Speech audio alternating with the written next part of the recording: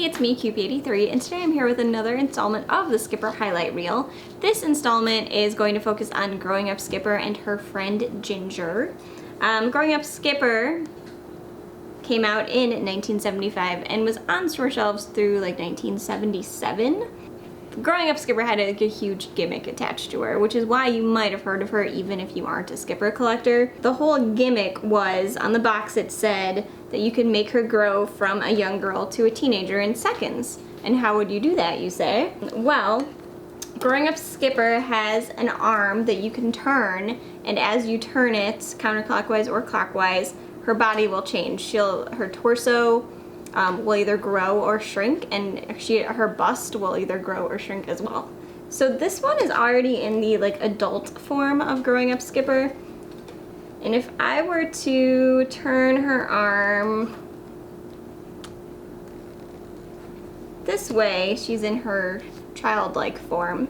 So how she works is that if you turn her arm counterclockwise, she'll grow slim, tall, and curvy. And if you turn it clockwise, she'll grow cute and young again, which we can do. So this is turning it clockwise, or counterclockwise, where we saw she grew taller. There are a few different versions of Growing Up Skipper here, and it's all just they just changed how they did them. So she came out in two hair colors. She came out in this strawberry blonde hair color, and she came out in this more blonde version right here. You'll see this is much more pale blonde than the strawberry blonde version. Also, I've read on the internet that some had longer, more shaggy haircuts than the others. So, for example, we have these two dolls here, where this one has a much shaggier, layered cut to her, and it looks like her hair is slightly longer, she has more of it, than this one whose hair is shorter and pretty much matches this pale blonde release. So there are essentially, as far as I know, 3 different versions of Growing Up Skipper floating around the internet. Now, Growing Up Skipper had a huge number of accessories. She came with this skirt, this long skirt. She came with this little unitard thing. She also came with a scarf, which you don't see. She came with red flats, and she came with white sandals, which I don't have. So she came with a whole lot of accessories. Growing Up Ginger was her friend, and Ginger came out in 1976, and it looks like she was only on store shelves for 1 year. So that would make sense, because this was always a slightly controversial sort of doll. But Ginger is here. This was the only time Ginger hung out with Skipper. You never saw her again, either prior to this line or after this line. This was the first and only release of Ginger. This is not her original outfit. This is a McDonald's outfit. Her original outfit was teal. It's somewhat similar to this. It had all the same sort of elements, but it was like a teal theme. She has brown hair, and as you can tell, she has the same head mold and the same body type as Growing Up Skipper.